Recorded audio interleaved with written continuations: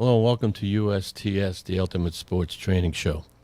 I'll be your host for today's show, Bob Lemire. Joining me on today's show, I got a Boston Marathon guy right here from Westford, Pride of Westford, and we're gonna talk about his running abilities and his marathons, and I asked him for a little synopsis of his life, and I got page after page, and it's beautiful. And we're going to talk about how he started his running and Boston Marathon. And Scott Graham, welcome to the show, Scott. No, thank you very much, Bob. Just tell us a little about yourself, and we'll get going there, Scott. Okay, I originally from Chelmsford, Mass. Very active as a kid, lots of different sports. Nothing really good at. I mean, I was average at best in certain things, but just grew up in Chelmsford, went off to college, and off I went into running years later when I got married. Right. And you've been running for, say, what, 40 years maybe? Since you were a kid? Well, since I was a kid, so we're going to kind of divulge my age a little bit. Yeah, it's been 40... maybe 50 years now. 50 years of 50 running. years, yeah. And look at you, great shape. 6 foot something. And because as I was reading your bio, you were a short kid, or a smaller kid. Yep. And wanted to play some hockey with the high school. Is that what we were talking about? Or Yeah. Yeah. My dream was to play on the high school hockey team. Did you play on the high school team? No, I didn't. You didn't play. I was too small. Right. I mean, I was 5'1" as a junior and 94 pounds. A little too light to go into the corner. A winger. And you were ready though, but you're just too light. And one of the things that kind of got me into running is to get ready for hockey. Even when I was 11, 12, 13 years old, is I'd go out for a run with my best friend's dad. Okay. He would run us a mile and a half around the block to get us in shape for hockey. August to September time frame. Yeah. And you just do it. I just do it. It wasn't didn't bother me. My buddy had hurt. Oh yeah. But his dad was a great runner. So yeah, and that's how you get started. Sometimes you Yep. just. I ran in high school. Oh, yeah. I ran a little cross country stuff. Then I got into other things. So so I understand. And then I did a lot of 10Ks. Nothing compared to what you do here. And I've got a. Where do we get into that? Especially people can say, I did a 5K, 10K. Do the Boston Marathon. You'll know what running is, I would imagine. Well, right? there's a big difference between a 5K, a 10K, and then jumping up to a marathon. Yeah, marathon is yeah. And the stories you can tell, I can only imagine. We'll get into a few of them. So you went in high school. You said you started running a little in high school. Started running as a junior in high school. Okay. Running for the coaches there, and we did cross country, then winter track, then spring track, and then senior year did the same thing. And kind of fell in love with it. But the problem was coming out of high school, I only weighed 114 pounds. I had grown a foot, 6'1" now. Wow. But 6'1". I grew a foot in a year. 6'1", and 114 pounds. At 6'1". Right. What a bean. No muscle. No. Well, you must have just had no fat, no body fat. And so it's easy. That's the long distance runners. That's their dream. Yep. You don't want to carry any fat around. And it's kind of funny. I used to laugh at myself because I didn't sweat. I didn't have any fat to sweat off or anything like that. So as in high school, but coming out of high school, I realized going into college, I wasn't at that level, the collegiate level. It wasn't going to happen. Right. So I, did what typical college students do. Yeah, I had a lot of fun. Yeah. And then met the woman of my dreams. Oh, cool. And decided that it was time to get a hobby before I got married. Right. So I said, well, I've gained 50 pounds. I was now 164 pounds. You went from you gained that much. Yeah. Now, when you gain that much within a year, you say? No, that was over a course of 4 or 5 years. All right, 4 or 5, because it'd only end up in your stomach if it was 1 year. Right. It was all muscle. Were you lifting at all or doing any weights? No, I was playing a lot of basketball. Okay, but you were active all the time. Always active, always active in something. Yeah. And, well, that's that's where the running comes. Right. You can't be a long distance runner and be inactive. No, not at all. No, You know what I'm saying? Got to be moving. You got to be moving. And so you started with your races. You did pretty well right off the bat. Right off the bat, I all of a sudden realized I had gained a lot of speed. Right. Started doing some local races, and you had the coaches helping you out, saying this is what you do and that what you do. Not yet.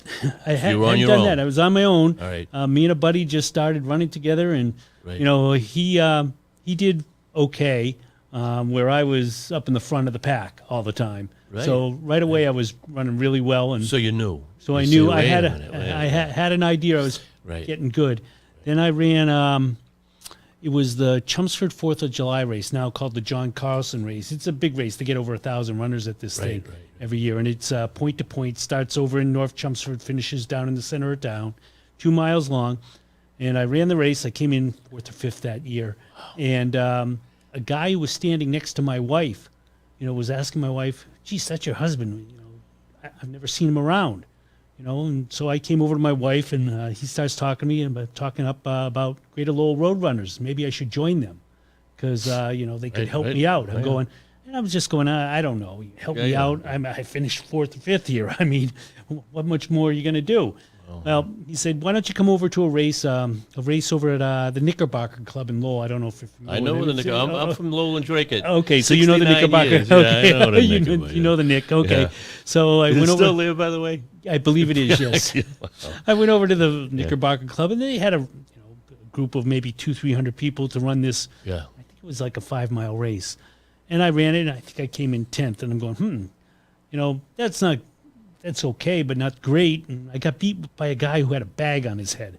So when you say a bag, because you had that in your what do you mean a bag over his head? He was wearing the old paper grocery bag over his head. I like that guy. As a joke or as a joke, okay. Right? And so I got beat by a guy with a bag on his head. I said, I figured I needed... I could use some coaching. Oh, that's funny. It was at the Knickerbocker Club, so you can imagine that there was a party time, and so I enjoyed myself and joined the Greater Lowell Roadrunners back then. Oh, good for you. And then the friends you make and the connections you make. Oh, yeah. You spend a lot of hours. Yeah. Wait, do you all run together when you practice? Is that how you do it, or a lot of guys? Yes and no. I mean, there's usually organized runs on different nights. Greater Lowell has, and over the years, it's been ebbs and flows with people in and out of the groups, and you end up leveling yourself out with people of your ability. So you're getting older, and I used to be hanging with the fast guys. Now I hang with the But there's an age thing. Oh, yeah, it's an age thing. Yeah, absolutely. And now, like say, we won't get to the marathon yet because that's a whole world right there. I can do that for hours with you. But when you're running these races and stuff, like as I said, I ran a few 10Ks, 5Ks, a lot of, and I forget because I was always running when I was younger. If they had age groups. Is there an age group in those races? No. There is. Nowadays, there was age groups before. There used to be 2 age groups. There was people below 50 and below. No, 40 and below. 40 and below. And then 40 and above. Okay. That back we're talking 40 years ago. Yeah. And that was your age groups. Yeah. And you either came in the top 3 and you got something in each one of those age groups, or you got nothing. Right, yeah. Which is fine. I mean, it forced you, if you wanted something, and I've got boxes of, trinkets and trash trophies and stuff and medals and stuff. Up in the attic or something, or down Exactly. I know. And I got a story about that later on for you on the Boston Marathon. And the thing is, you put a nice trophy in the attic. In 2 years, it's in pieces. Yeah, and you go, right. They're made kind of cheap anyway, but because they're all screwed. But you say, did the mice do that? Who took that thing apart? So you got them all over your house. I got boxes of those things, and they're. Yeah. Half the time I take them and I just donate them to a local kids charity who wants to to hand out some trophies and stuff. It's but when you get it that day, you appreciate it. Oh yeah, and you appreciate it for it's all the work you put in, and the blood, sweat, and tears that you've gone through to get to that level. And I just met Scott. Everyone, I just met Scott 10 minutes ago. He's a friend of my brother-in-law. We'll give Harry Bosselman a shout out. He's watching right now. He's a wise guy, isn't he? He always was a wise guy. Well, no, he's actually a very nice guy. He is. I'm joking. He's my brother. I look at him and say, I remember him back in high school, and he was always, he's a very good athlete and stuff. Yeah. But he was never a person to go around and pound his chest. No, not at all. He was always somebody very humble in what he did. I worked. I don't know. You might know Ed Greaves. I don't know if you ever heard of Ed Greaves. Well, he used to play hockey with Harry, and all of a sudden, out of nowhere, I met Ed Greaves at work, and he goes, "I used to play hockey with this guy," and he goes, he was from Chelmsford too. Yeah. His name was Harry Bosselman, and I went, "Hell, really?" He goes, "Oh." He was a goalie, and if you got near that net, he would slash your ankles. He was merciless. And that's my brother-in-law. He goes, really? So I asked Harry, and he goes, yeah, well, that's how you play goalie. That's how you get out of my crease. But so anyway, so you're getting into running. You're into college. And then you didn't run in college. Nope, I didn't run in college. After college, you started. It was after college, yep. And you married. You were already married when you started. Yeah, to run. I was getting married. Yeah, they coincided. Did your wife run at all? Let's put it this way: she started running in high school. She was a sprinter, right? And she was third or fourth in the state in the 100. Wow! So she's fast. She's 5'0" and fast as can be. But after that, she didn't run in college or anything and stuff. Yes. She did run the old Bonnie Bell 10K, which is the original 10K they had for just women in Boston. Right. So in high school, and then she basically stopped for 20 plus years. Yeah. She's run a bunch of 5Ks over the years, and 2-3 years ago, she came to me and she said, I want to run a half marathon. She says, I'm turning a certain age and I want to make this a goal. Yeah. And I said to her, okay, that's great. Yeah. She says, oh, yeah, you can put together a plan for me and a training plan and everything else. Right. I said, yeah, that's not going to work. I'm a little smarter than that. Oh, yeah. Oh, wow. I said, I will get a friend of mine to put a training plan for you to get a coach. Brilliant. It's like training to teach a car, how to drive a car. Right, yeah. Oh, yeah, right, exactly. No, this is funny. not going to end well if I put a plan together for you. Because every ache and pain she had, your fault. Oh, yeah, right, exactly. Boy, that's funny. Good for her. And so now, not much. No, she runs. We've done a bunch of half marathons together. So much fun. And it's fun because I'm her wingman and I just hang on her side. Go along with it. But there was one race I told her, okay, it was her first one was Bay State half, which is in the fall. Right. Half a marathon. Half a marathon. And then we've done a couple, but there was one I said, okay, you need to do this on your own without me on your side. Right, yeah. You need to prove to yourself you don't need me there. Right. And she did it. She ran a great. So she has to be practiced, training. Oh, yeah, that. yeah. You don't just no. What's a half a marathon's 12? 13.1. Wow, God, that's torturous. Yeah, it's torture. Well, because I don't run anymore like I used to. And the knees and everything over the years. Knees are fine. Good for you. Hips, hips are fine. Made your money on the sneakers. Yeah. No Pier Flyers. No. Yeah. I have some of the what they call the super shoes. Yeah. They're probably a waste of money on me these days, but I'm not a big fan of changing my shoes every 200-300 miles like the shoe companies wanted you to do. I mean, the shoe companies, of course, they always figure out where the money's going, and then you will get your answer as to what you should be doing. And a lot of people do. Oh yeah. Oh God, yeah. 200 miles, 100 miles. I'm done with those, and they're brand new. I'm looking at them going, I could wear this for 10 years. To 200 miles. Yeah, I'm kind of bad because you'll see holes in my training shoes because I'll go, still got sole on the bottom. I'll keep wearing them. That's old school. But the thing was, old school. When I first started out, your running shoe was a flat piece of rubber with nylon upper, and you would remember the old Nikes from way back when. That's all they were. Yeah, there was nothing to them. You got what you. Well, look at one of the Olympic women running barefoot. Right. So I mean. Not that you would want to do that. And you do want the arch support. I mean, it's going to help your knees and most people, Yeah. And to not have knee problem today, you're kind of one of the lucky ones because you do know. Well, no, there's it takes a beat. A lot of it too, and I relate back to two things. One is I'm very light still. I mean, I don't take a lot of pounding. Right. The second is because I learned to run on flat shoes, I run more on my forefoot. Okay. Right. Which when you run on your forefoot, you're automatically bending your knee when you land. Right. Versus you run on your heel, you're stretching your leg out and you're braking and you're pounding your knee and hip. Right. So if you run on your forefoot, it's more of a shock absorber type environments, and that's the way I've run my whole life. Right. Because I mean, the new sneakers that they do seem to have shock absorbers in them. Oh yeah, just about. See it. Right. How good they are, I wouldn't know. I would never spend that kind of money. I never spent that kind of. I actually did run once in the cheapest sneakers because I guess either I had no money or I was whatever, and I ran 10K. Okay. And I must have been running wrong because I kind of fractured. Oh really? Okay. The pop right near my toe, the middle of my foot. Okay. Yep. And I fractured both. I could barely walk. Oh, so boy. I had to be slapping that pavement. I went and got some better ones. They were flat, like I say, Pierre Flyers. They were just. And I said, "No, you gotta have some kind of support." Yeah. But so, do you do? What do you have for like a regiment for? And I know most people, anyone in sports, and most people. They do the same thing over and over. They have this regiment when they get for a race, and even to keep themselves healthy for to practice.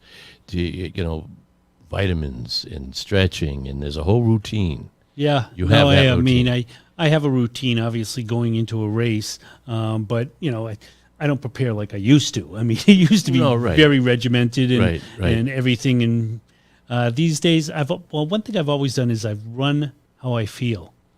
In other words, I don't stick myself to a plan and have to hit that plan every day. And that because when you're really, and this is good for the younger kids, when you're really riding that fine line between super fit and broken down, you got to watch that line really carefully. And that's any sport. Any sport at all. Yeah. And if if the day says you need to run 10 miles and you're not feeling it at 5-6 miles in, maybe it's time to pull the ripcord on that day. And save yourself. And I've done that countless times, and I've had friends not do that and then they on the same run and hurt themselves.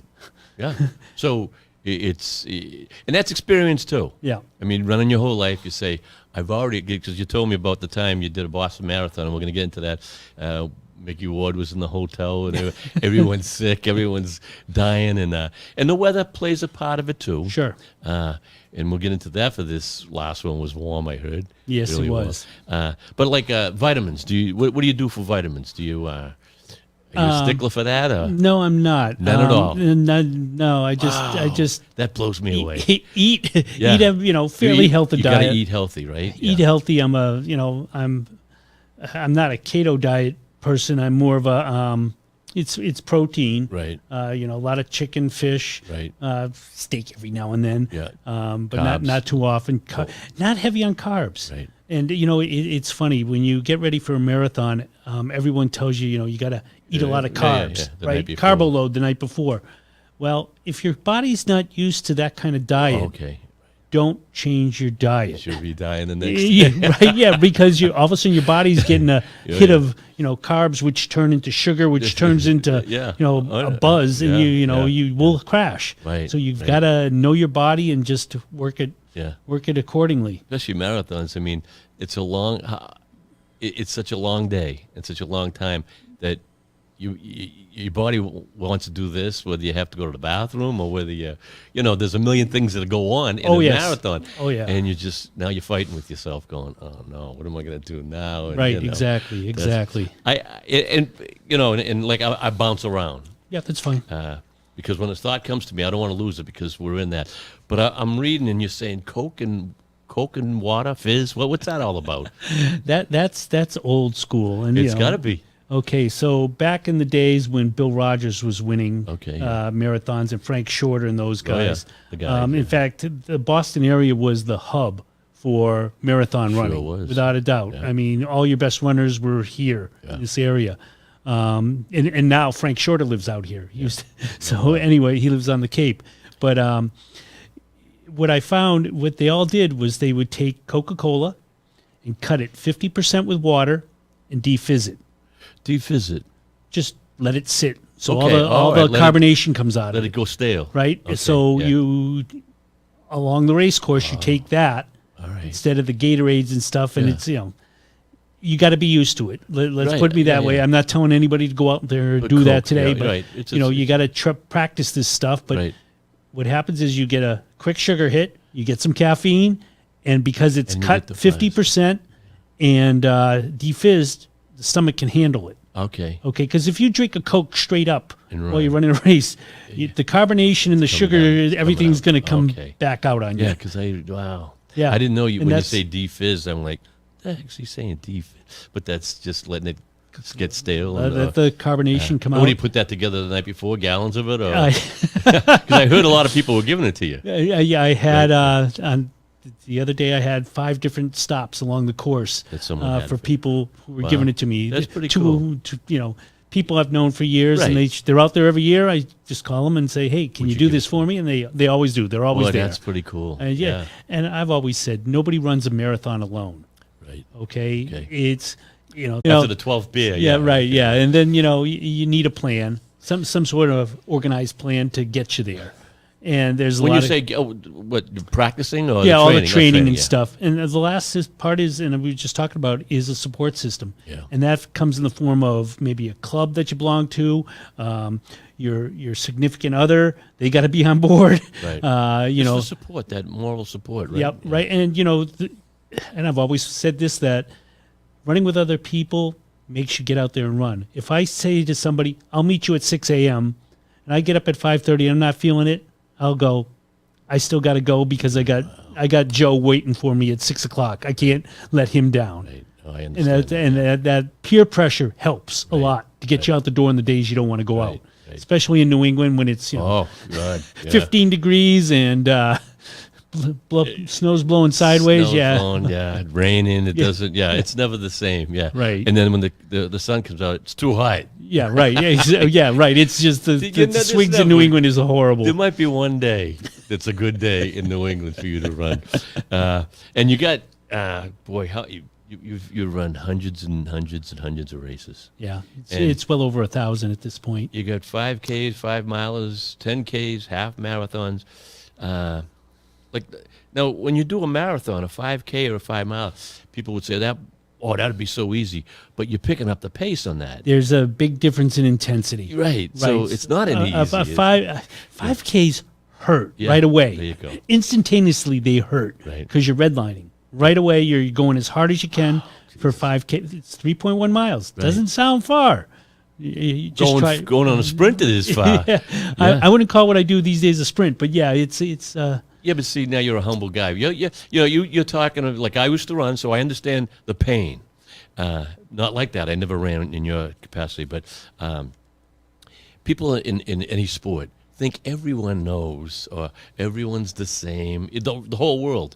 There's a handful of people in the world that do what you do. You think everyone does because there's so many people. You're always around them. So if you and me ran a 5K, you'd be doing a sprint compared to what I would do. Am I right? That's a sprint. And you say, no. To everyone, it feels like a sprint. Yeah. Okay. So the only competition you really have is against yourself. That's right. At the end of the day, it doesn't matter whether you're in the front group or the back group, you're competing against yourself every day, and that's what running is. It's funny that, as we walked in, I said, you're still sore. It was only 4 days ago. 5 days ago, 4 days? Monday, yeah. I'm bad at math. About this time, 4 days ago. You go 4 days. And so I said to Scott, are you still sore? No, not at all. I'm sore thinking about running a marathon, and you're not sore. No, not at all. And I'm not going to say your age, but you're up there in an age with me. I'm up there too. Yeah. But I got a feeling, because we've been in sports our whole life, and I'm still very involved in what I do. You're down in almost in the 60s is almost like early 40s, I think. Oh yeah, big difference from back in the day. Back when we were kids. Right. Yeah. 40s, they were maybe 40s, maybe even high 30s these days. I mean, it's That's right. That's what and I feel it. We've kept ourselves in shape. I mean, you told me you do Taekwondo, and I look at that going, ooh, that can hurt bad. Yeah. It can, but it keeps you in shape. I mean, that's a total body workout. It's a workout. Well, yeah. But I mean, running, you say, oh, it ain't a total. Your whole body aches. I mean, think about it. When you run and when you weren't used to it, so your body does get used to it. Yeah. It acclimates to the way you are. But remember how you used to get sore in your arms, your back, your neck? Oh, yeah. From running. Yep. Well, how does that get hurt? So you're tight, you're tense, you're trying to relax, but you're dying. That's actually the key to running fast is relaxing. That's right. Relaxing your upper body and just focusing everything you got on your lower extremities. Well, it helps if you have a nice gait the way you have with the 6-foot gait, instead of running with a guy with a 3-foot gait. Right? Am I right? Yeah, it's funny you say that because there's been a lot of studies done, and it's not about the gait. It's about the turnover rate. And the turnover. So the faster you go, the optimal speed for running is 180 steps a minute. Okay. So I'm at about these days. I'm at about 160. So I can't get to 180. Right. But the guys who are doing 180, my stride length isn't much longer than another person. Right. So if you can do 180 and I'm doing 160, you're ahead of me. Okay. All right. And I don't care the distance. Right. Yeah. And no weight training for that. No, any at all. I wouldn't go there. I mean, I've done some extensive training. Okay, I've done weights. It's more of you've heard of the program P90X, I'm sure. Oh yeah. Right. So I was heavy in 10, 15 years ago. I was heavy into that. Oh wow. And I had got myself into the best shape of my life. Yeah. Without a doubt. Yeah. I was training for an Ironman. And if people don't know what an Ironman is, it's a 2.4 mile swim followed by a 112 mile bike, followed by a marathon, 26.2 miles. All in one day, boom. How many of those did you do? Only one. And there was a reason why I did only one. Yeah. And I wanted to do another one because I did really well in that one. I, was in the top, 2 or 3% in my age category that day. And, out of 3,000 people, I finished 100 and something. So I did really well. And it was your first one? That was the first one. So I came home. I was all excited with my wife. And I says, with a little more training, I can do this. And she said, no. Good for her. One and done. And then I did some research. And it was funny because I was just talking to a friend Monday about Ironman and stuff. And he's done multiple. And I said, I really wanted to do more, but I did some research. And it seems that people who do multiple Ironmans usually end up divorced. And he looks at me and goes, that's exactly what caused my divorce. I went, sorry about that. Home. You're never home. I mean, it's literally 2 to 3 workouts a day, combination of bike, swim, run every day, 1 or 2 of those, and then weight training. I was doing P90X every night, and I had done the full 90-day program twice. I had like 5% body fat at that point in time. Yeah. There was. I mean, I was skinny, and I was and that's, mean. That's holding a full-time job. Full-time job, yeah. There's the other part of it, and having kids at an age where I had to, running between baseball fields and soccer fields and everything else, and coaching and stuff. Yeah, I'd go and dump my kid off, or I'd be coaching hockey. I mean, I coached everything in town, and I enjoyed it to death. It was a lot of fun. Yeah. Boy, that Ironman. I mean, a marathon is crazy. Ironman is crazy. Oh, it's really crazy. It's crazy. Yeah. I mean, I almost think that the bike ride would be the rest, but there's no rest in that bike ride. I mean, is there? Actually, a couple of minutes. Yeah, actually, the bike doesn't take much out of you. All right, like swimming. Swimming would kill me. Swimming is, in fact, I knew how to swim. Right. Okay, great. Right. But I didn't know how to long distance swim. Right. So I figured I needed to go and get coached. And I started the coaching program a year ahead in advance.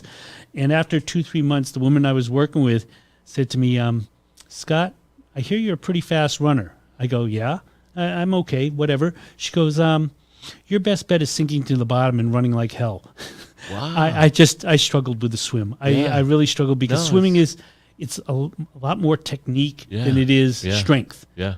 I mean, I'm not a good swimmer. It took me a long time. It took me 6-7 months before I got comfortable in the water to be able to swim a mile. And you would think because you're a long distance runner, easy. Yeah. I would. Right. There's you a got lot to of- float. Number one, you got to stay, and then the stride, Right. like you say. Right. Yeah. And it's so I mean, I was silly things like on a kickboard. Get the kickboard in front of you and start kicking so you move forward, so you practice your kick. Right, yeah. I'm going backwards. And the instructor's going, I've never seen that. That's wild, yeah. I'm going, Oh, Jesus. I'm doing exactly what you tell me. Yeah. I just get no forward propulsion from my legs. And Yeah. so, it was funny when my wife was tracking me, and I did the race down in Panama City Beach in Florida, and my wife and my kids were tracking me, and once I got out of the water, they said, okay, he's fine. Because they knew I could bike, they knew I could run, but they weren't so sure about what's the swim. first, the water, or there's that? Oh, the swim is first. Yeah. Swimming's first, Yeah, right. they kind of want you in your not beat up yet. Okay. When you get so in you the don't water. drown, yeah. Yeah, So you don't- drowning's so, a problem. Oh, so you swim first, then you Then can jump on a bike. Then you jump on a bike. All right. Now you're soaking wet, You Oh, typically you wear a wetsuit. so you try it. Oh, So okay. it's take and, that off. and you take that off, and they have wetsuit strippers. So basically, you get your wetsuit down around your waist, and you lay down quick on the ground, and they rip it off you, and you run through. This was an ocean swim, so you run under a freshwater shower as you're going to get your biking gear on. Wow. And Jesus. so and then you get on the bike and go like hell. So between and you have to buy a special bike. Oh yeah, well that yeah. that was something I had. Yeah? Those Yeah. special bikes, special Everything. wheel sets, special everything. It's a different position than a normal 10-speed bike. You're down on your elbows to Oh, get yeah, as I've seen it, aerodynamic yeah. as possible. And So not only is it taxing on your body, in your mind, in your marriage, your pocketbook also. oh yeah, oh. Boy, I got a reaction out of that one, didn't I? Well, you'd get a reaction out of my wife too, because Big money. I kept a spreadsheet of how much my expenses were for doing this Ironman, and at the end of it, she goes, "Yeah, we can't afford you to do a second one. This is craziness."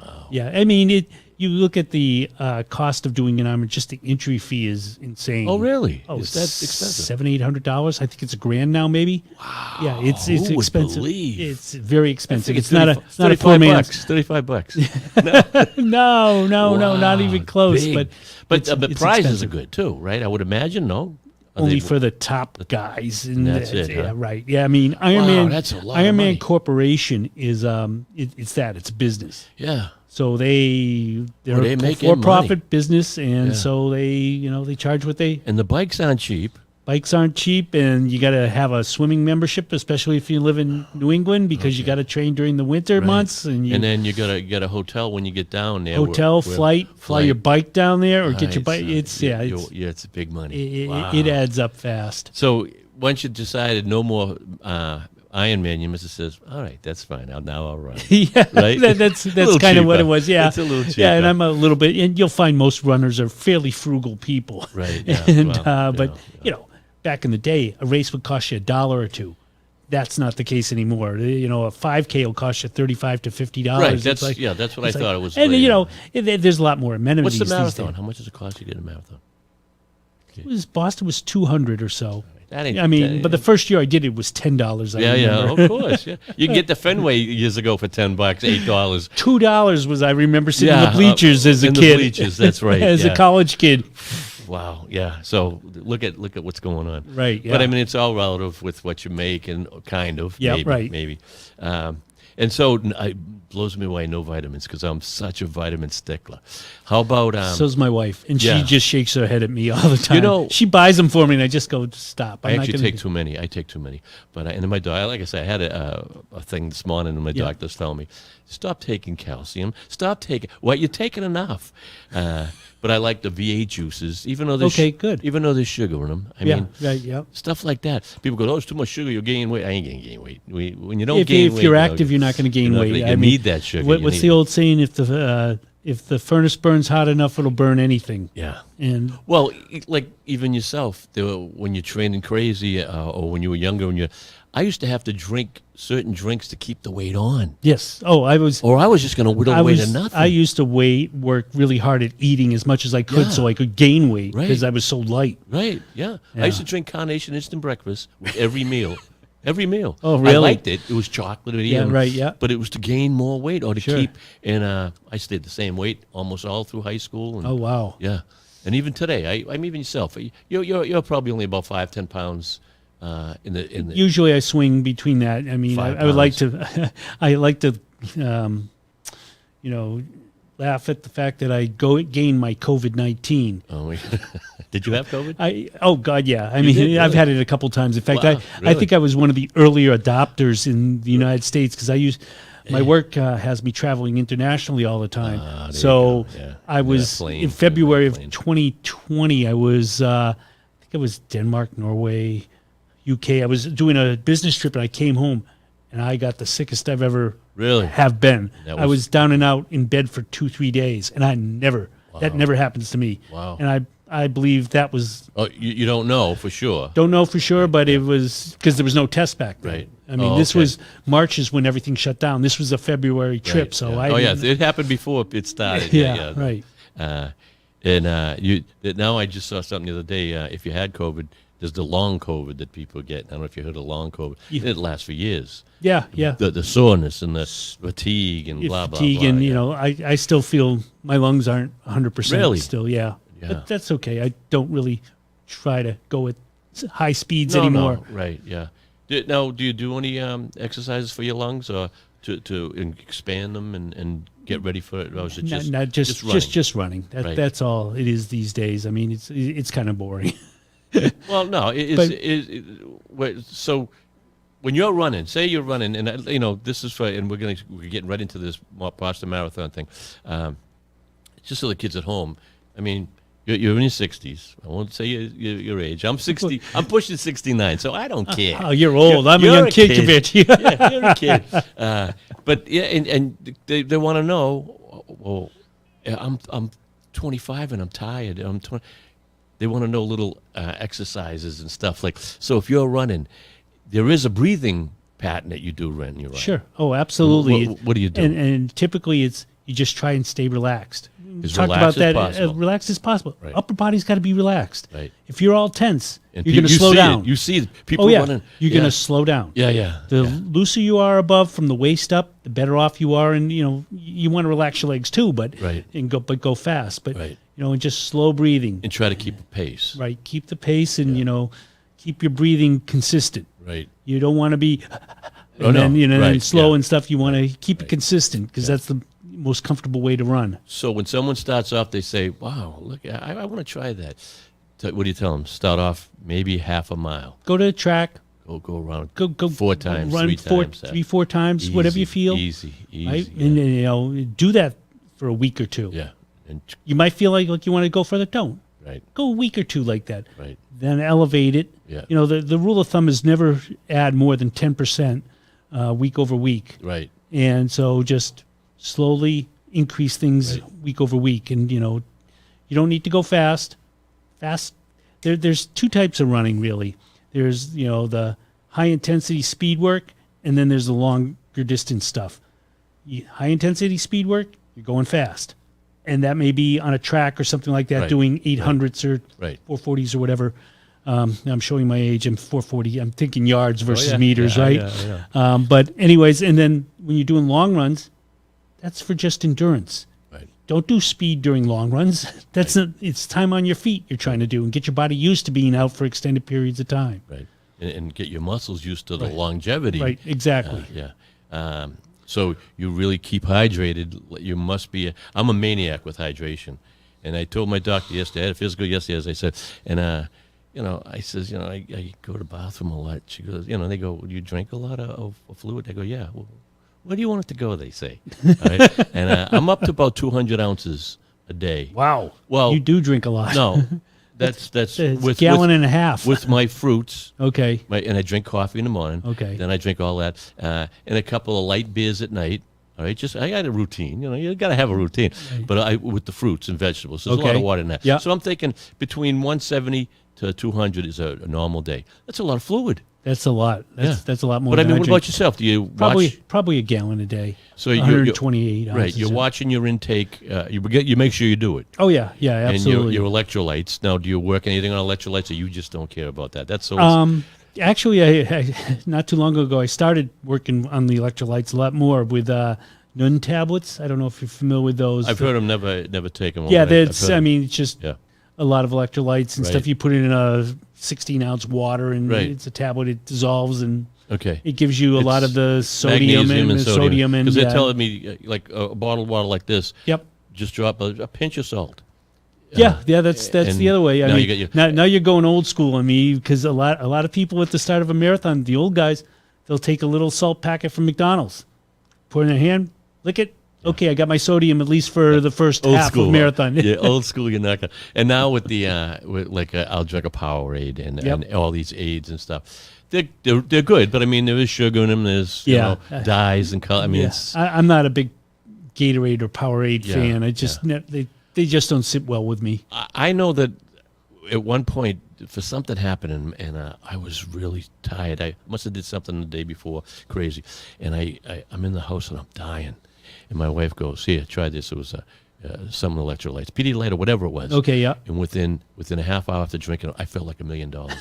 I go, I'm an electrolyte guy now.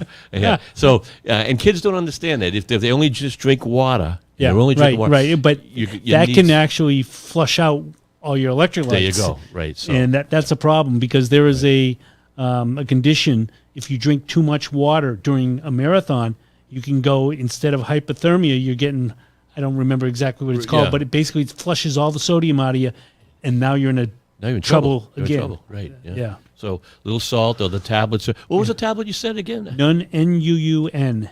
I've heard I didn't know if that was the one I heard, but I've heard there's tablets, and I never investigated. Maybe I should check that out instead of myself. It's like an old Echo wafer. I don't know. I'm dating myself. Right. It's that size, about that size, and you just break it in half. Fits right in one of those water bottles, and off you go. Remember back in the day? I mean, we're talking old school, and I don't know about your coaches, but I've had coaches. No water. Don't even. Oh yeah. Don't even drink water. Learn how to run without water. Learn how to play football. And I'm like, oh, I'm thirsty. Too bad. Yeah, and rightfully so. Coaches now, if they do that, they go to jail. Yeah, they go to jail. Sadly. I noticed, and this is the last, and then we're going to talk a lot about the Boston Marathon. When I asked you for a little synopsis or a little bio of yourself. And I'm looking, I'm going, oh, you wrote all that. I said, I didn't want him to do all that work. And as I'm reading, I'm going, he loves to write, this guy. He's a writer. You write. No, I should. Well, every year after the marathon or big races, I write a race report. And actually, I'm thinking about what I'm going to write during the race. Well, I can see and that. I had a whole blog. I kept a blog going for 4 or 5 years ago. When I used to do the triathlon stuff, and snowshoe racing was another big thing I did. Snowshoe? Yeah. Oh, Jesus. If you want to elevate your heart rate I from can 0 imagine, yeah. to 300, where it doesn't belong, in 100 yards, that's snowshoe racing is where it'll be. And I had this whole blog going, and it was a lot of fun. Yeah. It was a lot of fun doing it, and then seeing the comments and yeah. But I mean, even.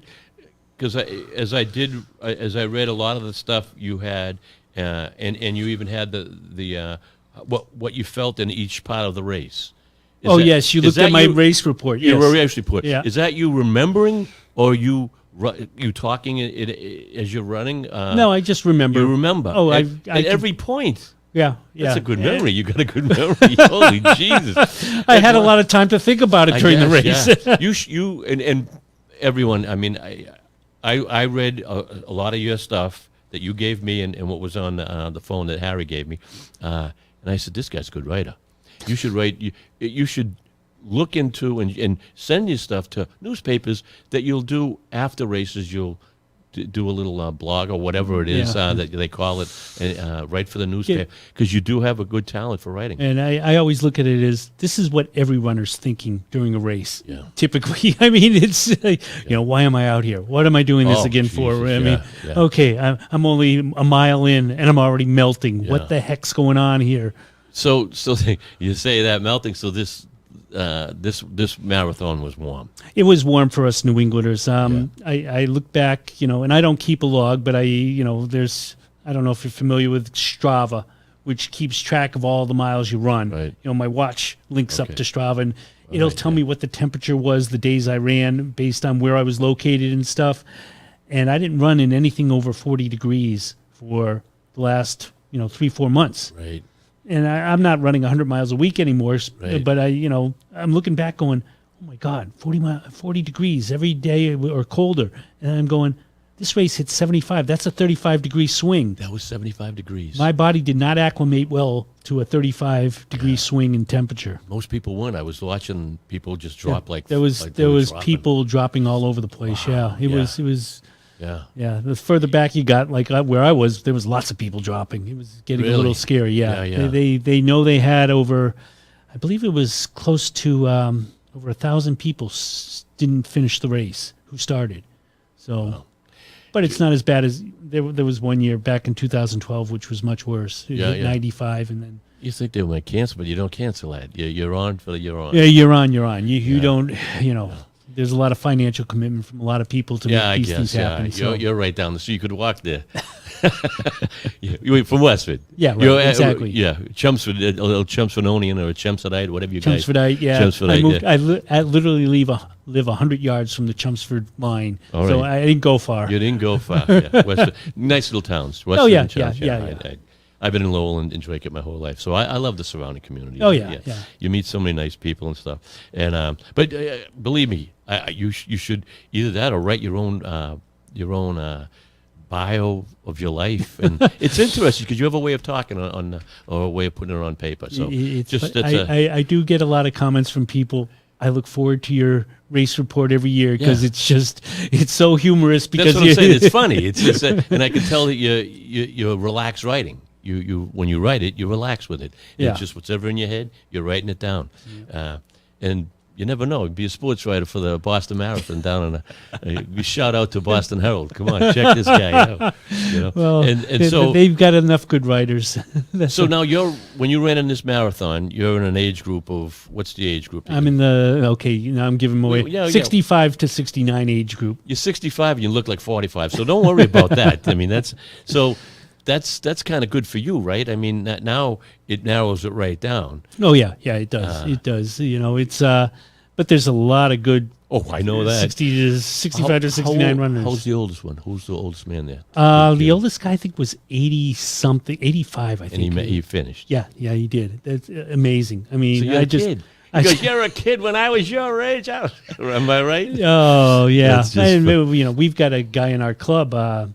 Stavros Konarakis, he's 79, and he ran a great race this year. So beautiful. And he's done 34 Bostons now, I believe. Jesus. So, unreal. That's just unreal. Yep. Yeah. And the friends you make, and so when you're around these guys, you are the kid. Really? Well, yeah. Well, it's funny. Years ago, we used to do this holiday run, and there'd be a whole bunch of us, and we'd run a 10-mile loop just before Christmas, and we'd finish in age order, oldest first. And I'd always be the kid in the back. And the guys in front would always joke around. Look ahead, Scotty. That's your future. There you go. The future doesn't look all that good, does it? And now I'm the old guy in the front going, well. Here we go. Yeah. Boy, that's wild. Yeah. Because, I mean, and think about the longevity,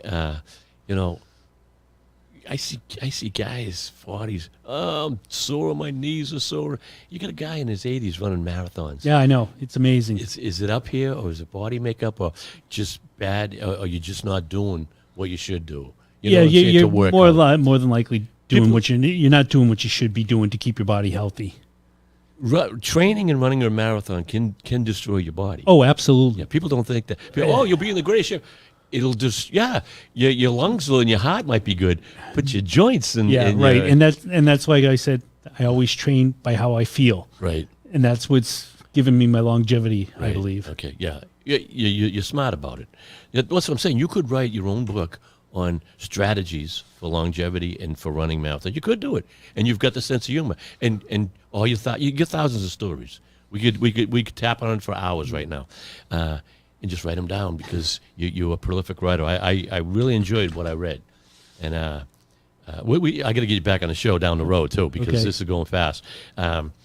So one more question also about I'm always concerned because my knees. I had a meniscus problem for Taekwondo. Okay. Yep. Sure. Oh, yeah. Right. 50 years of Taekwondo, jumping and eventually you're going to twist it and whatever. So I have meniscus problems, and it's a little sore here. I do a lot of acupressure. Do you do any acupressure at all? No, I don't. Do you ever try it? No, I haven't, and it's probably something I need to do. Google acupressure on certain joints. YouTube.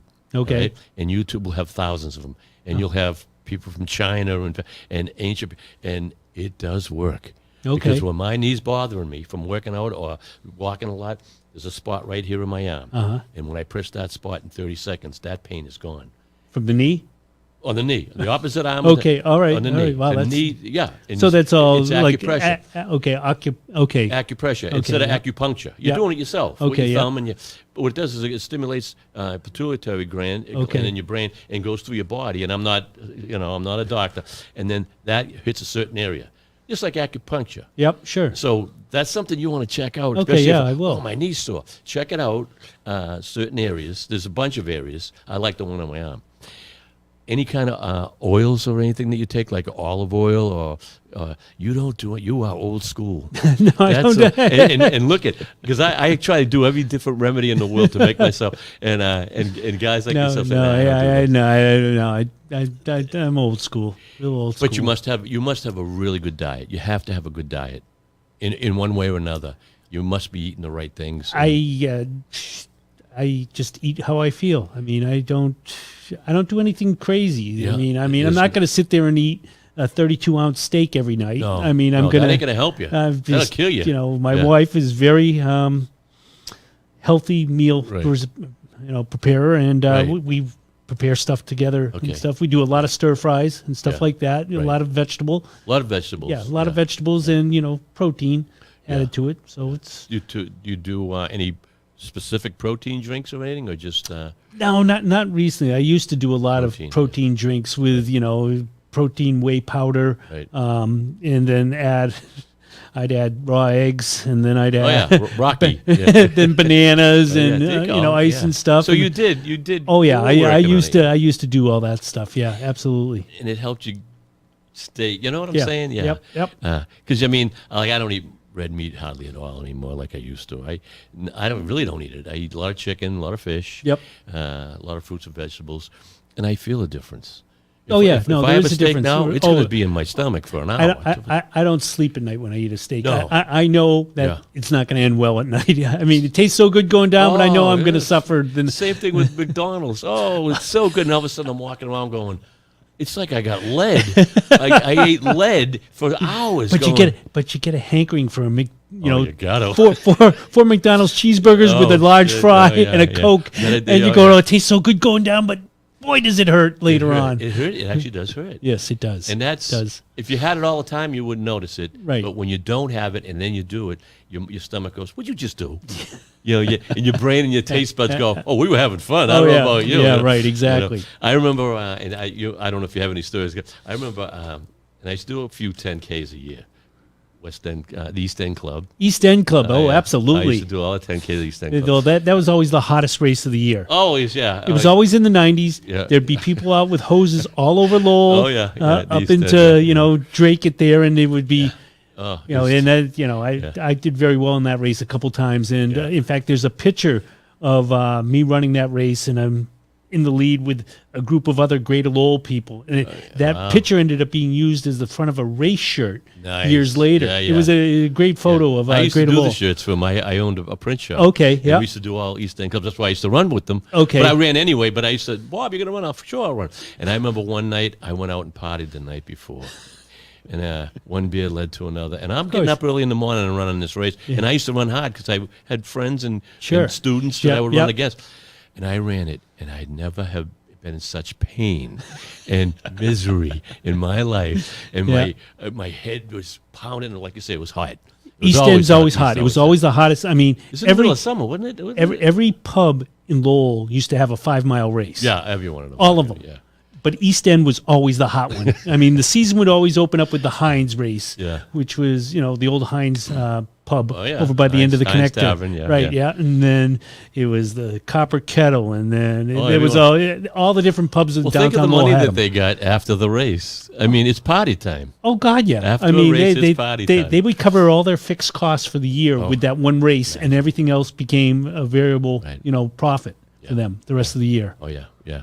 And it's like even now with the Boston Marathon, I'm hearing it was crazy after this year. Yeah. People fell out of windows and people die. I mean, oh yeah, Really? yeah. I don't know if you Okay, read it. I didn't read that. Yeah, Okay. I heard about that the other day. Some college kid, he fell out of a window, and I guess the partying was.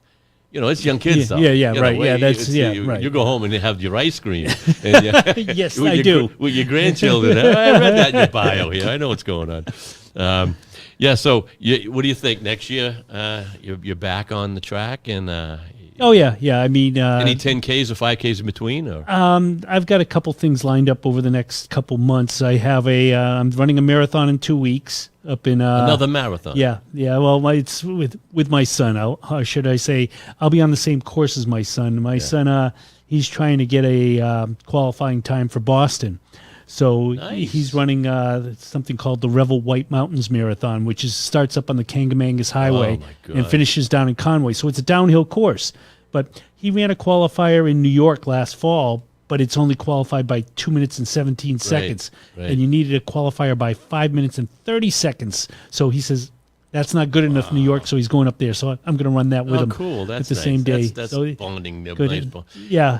And he ran Boston 2 years ago as a charity runner, and, I knew he was a very good athlete as a kid, Right. and worked out all the time. So I wasn't afraid that he couldn't manage the physical demands of the training. But it was a big number he had to raise in money. Oh, really? $12,000. Wow.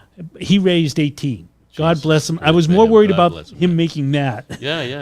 Than the actual training. And he God. did well. He ran a Yeah. good first race and learned a lot. Oh, you learned a learned a lot. lot of pain, Yeah. suffering. But so he's gonna do well. He's probably gonna go probably capture the Graham family marathon record at one point or another. We'll see. All right, keep He's it got in to the he's got to family. push hard. Yeah. And then after that, I got the Mount Washington road race. I was dying you say that because if anything, is that up the mountain? Yes. How do you run up Mount Washington? 7.6 miles. There's only one hill.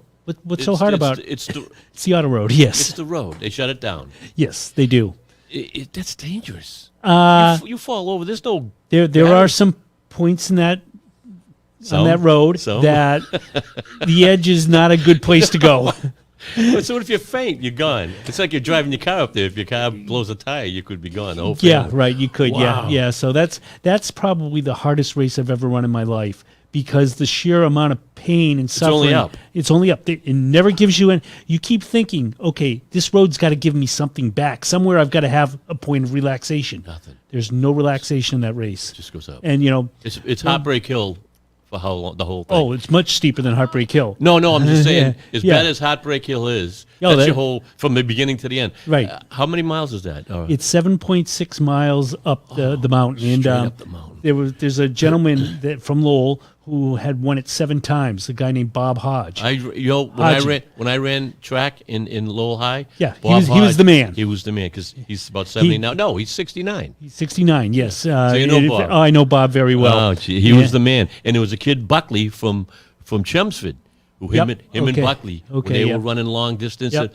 they were back because this kid Buckley was good from Chelmsford. But Haji was better. Haji went came in on to third. be a world champion. He won a lot of marathons nationally. The Boston Marathon, I think he came in third. He came in third one year to Rogers. Yes. Isn't that to Yeah. He was the man. He was. And He was no stopping this Bob year Hodge. I got him a ride down the mountain last year, I should say. Right. And he's no longer the man. Yeah. He's 69. he suffered, and I suffered. I mean, it was just you get up to he the used top to do there. that, many of those. He's done many. He was doing that back in the day, Yep. 40, 50 years ago, right? Yeah, right. And he was winning them. Oh God, yeah. He 7-time winner of the Washington. He won a whole bunch of marathons all over the world and stuff. He was Olympic material at one point. Oh, he went to the Olympic trials a couple times. Yes. Yep. that's And he's also a member of the Greater Lowell Road Runners Hall of Fame. Yeah, So, yeah. yeah. Oh, he should be. Which I'm saying, Lowell I'm High so and- honored to go into the Yeah. Hall of Fame because they got Haji, they got Dave Dunham. There's a whole bunch of people in there who went to the Olympic trials. I was never even breathing that air. There's no way. I remember watching Bob, and I says, I gotta watch what he does, because he was, long distance, and I was trying. And I'm only a kid, and actually not much younger than him, but I felt like he was a god. Oh yeah, and when he would run, he had a gait and a pace that looked like he was just relaxing and sleeping. Exactly. It's that whole relaxed upper body, and and he would just wasn't float. breathing hard Absolutely. ever. Right. Exactly. That's funny, Bob Hodge. Well, I hope he's going to listen to this. That's about all the time we got today there, my friend, and we got to do it again. We have to do it again. Do a couple more races, and we'll talk about your experiences. And, think of things that you can give the youth out there. Little, you think, it's your run. Not that you think that, but all the strategies that you have. Oh, yeah. There's to make running, racing. Kids don't do that unless they have a real good trainer, a good coach. They're just going to get out there and run and keep running until you get tired.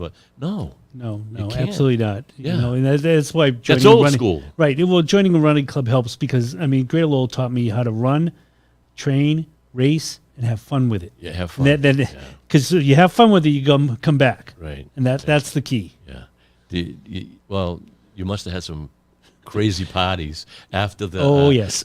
Everyone's in the same. Well, everyone's together. Yep. It's one unity of brotherhood. Absolutely. You all went through the pain. Now we're going to relax and laugh about it. Oh yeah. There's a lot of laughing. Oh shit. Yeah.